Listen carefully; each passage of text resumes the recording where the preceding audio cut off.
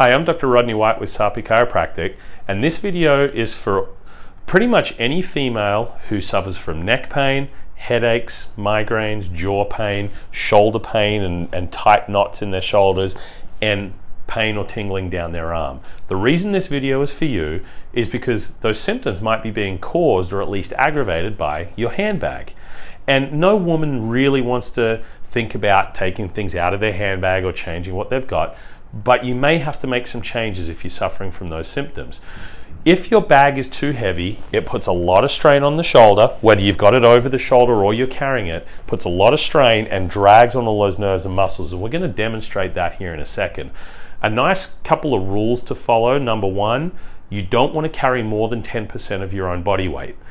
Most handbags are about 5 pounds. So this means if you're 150 pounds, you shouldn't have more than 15 pounds in your handbag, which really means 10 pounds of accessories and components because the bag is already 5 pounds.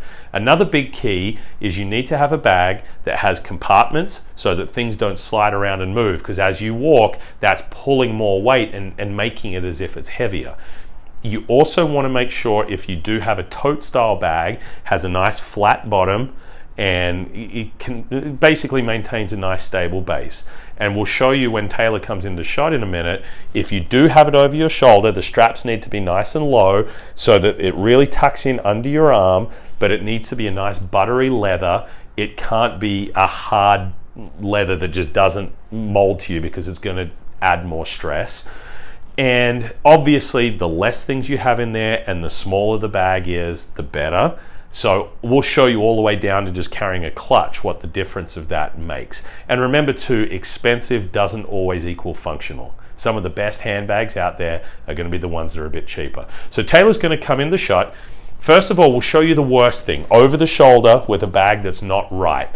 So if this bag is hanging here, the strap is too long, it's not tucked up under her arm, it's going to pull down on her arm there, which drags down on the shoulder, puts a lot of stress on the neck, a lot of stress through the shoulder blade, and then also causes our head to go forward like this, which can put a lot of strain on the jaw and cause a lot of headaches. So if she was going to wear a bag like this, it needs to be tucked up like that.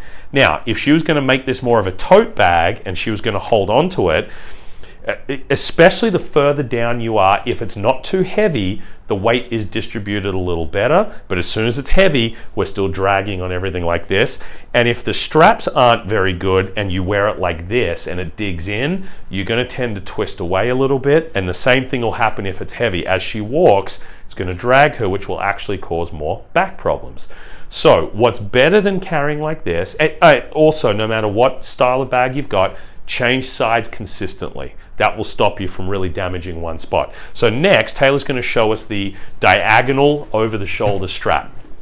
Again, you want to change sides, but this distributes the weight of the bag a lot better. It's not just pulling down on one side. Her weight is across there, but the weight of the bag is over here. Now again though, it doesn't mean that we should load it up with 30 pounds of contents in there. You still got to be smart about what you have.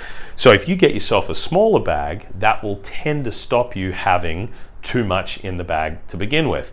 Now what's better again than this, of course, is always a backpack, but most women don't want to wear a backpack as a handbag. I get that. So the best option other than that is a clutch. So Taylor's going to show us here, if you have a clutch, they're so small that you can only fit X amount of things in there. So even if that's heavy though, she can walk normally with that and it's not putting all this strain there.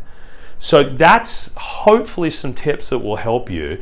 If you are someone who gets a lot of those symptoms and you change your habits with your handbag and you still have pain and symptoms there, then please don't hesitate to reach out to us. You may need to be adjusted by a good chiropractor to clear the problem that's there first, and then this will help. But it's definitely something worth looking into. So please share this video with anyone who you think could find use from it, and don't hesitate to reach out to us if you think you need an opinion on what's going on structurally.